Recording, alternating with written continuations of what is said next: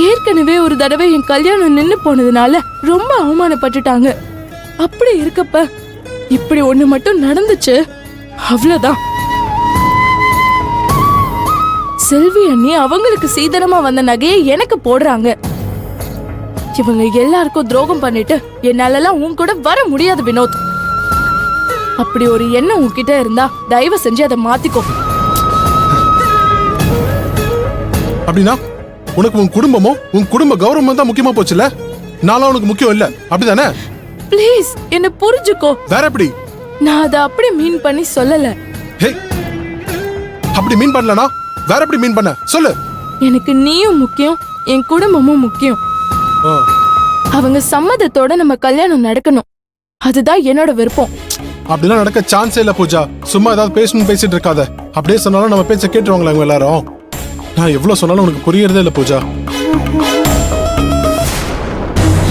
ஐயோ, அத்த மாதிரி தெரியுது.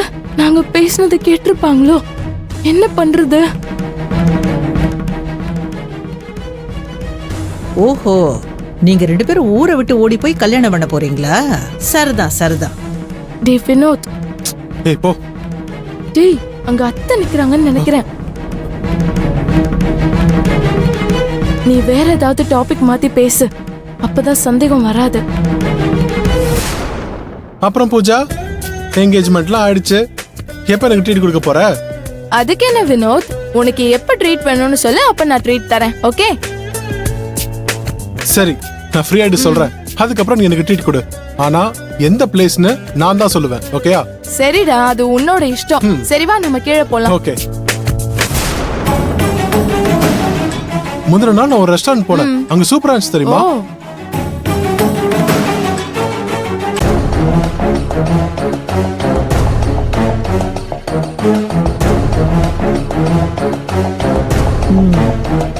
என்னையா ஏமாத்த பாக்குறீங்க? உங்கள மாதிரி எத்தனை பேரை நான் பார்த்திருப்பேன். உங்க வயசை விட என் அனுபவம் அதிகம். நான் வந்தது அப்படியே பேச்ச மாத்துறீங்களா? முத தடவை உங்க 2 பேரையும் பாக்குறப்பவே உங்களுக்குள்ள ஏதோ இருக்குன்னு நினைச்சேன்.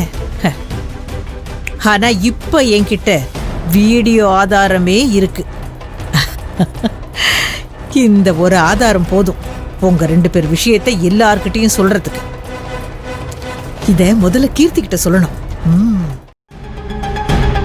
ஏய் கீர்த்தி, கீர்த்தி, ஏய் என்ன கீர்த்தி, நான் அப்பவே சொன்னேன்ல, இந்த வினோத் ஏதோ திட்டத்தோட தான் இந்த வீட்டுக்குள்ள நுழைஞ்சிருக்கான்னு. அத இன்னைக்கு ஆதாரத்தோட கையும் களவுமா நான் பிடிச்சிட்டேன். ஆதாரமா? என்ன ஆதாரம்? இந்த பூஜாவும் வினோத்தும் லவ் பண்றாங்கன்னு நான் சொன்னேன்ல, அவங்க பேசுறத நான் போன்ல ரெக்கார்ட் பண்ணிருக்கேன்டி. இங்க பாரு. என்னமா சொல்ற? பேசாம வீட்டுக்கு தெரியாம நம்ம 2 பேரும் ஓடி போயிடலாம். அம்மா, ரொம்ப நாள் கழிச்சு இன்னைக்குதான் நீ ஒரு உருப்படியான காரியம் பண்ணிருக்க. நீ எடுத்திருக்கிற இந்த ஒரு வீடியோ போதுமா அந்த செல்வி கௌதம் குடும்பம் முன்னாடி அவமானப்பட்டு தலை குனிஞ்சு நிக்கிறதுக்கு? ஆமாண்டி கீர்த்தி, நீ இப்பவே இது எல்லாத்தையும் அந்த ரங்கநாதனுக்கு வாட்ஸ்அப்ல அனுப்பி வை. கல்யாணத்தை நிறுத்திடலாம். இல்லம்மா, இப்போதைக்கு இது யாருக்குமே தெரியக்கூடாது. என்னடி சொல்ற? இப்ப தெரியாம வேற எப்ப தெரியணுமா? மா, கௌதம் இந்த காலத்து பையன். நம்ம இப்பவே இதை சொன்னோன்னு வச்சுக்கோயேன், சும்மா லவ் தானேன்னு சொல்லி அவன் பெருசா எடுத்துக்க மாட்டாமா. நம்ம காட்டும் போது பெரிய எஃபெக்டே இருக்காது.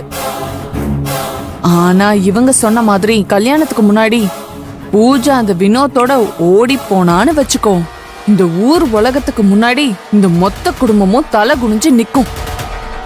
அந்த கடுப்புல செல்விக்கு கொடுத்த கேட்டரிங் ஆர்டரை அவங்க தூக்கி எறிஞ்சிருவாங்க. கேட்டரிங் ஆர்டரும் இல்லாம பொண்ணு ஓடி போன அவமானத்தோட செல்வியும் இந்த குடும்பமும் எல்லாருக்கும் முன்னாடி தலை குனிஞ்சு நிக்கணும்.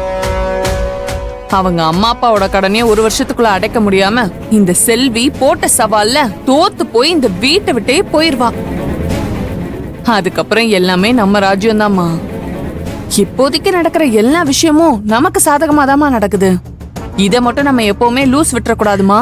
ஆமா ஆமா கீர்த்தி, நீ சொல்ற மாதிரி இவங்க லவ் பண்றது யாருக்கும் தெரிய வேண்டாம். இந்த நெருப்பை நம்மளால முடிஞ்ச வரைக்கும் எண்ணெயை ஊத்தி ஏத்தி விடுவோம்.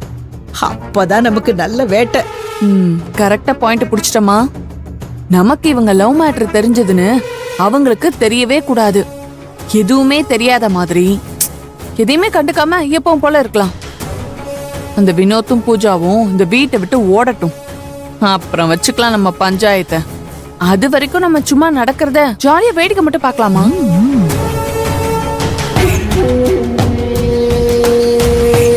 அடியே செல்வி, இந்த குடும்ப கௌரவம் என்னால கெட்டு போச்சுன்னு என்ன அடிமை மாதிரி நடத்தினல. இரு, இந்த ஒரே ஒரு விஷயத்த வச்சே இந்த வீட்ல இருக்கிற எல்லாரும் நான் விரட்டுற மாதிரி பண்றேன். இந்த முறை என்கிட்ட தோத்து போறது நீதாண்டி.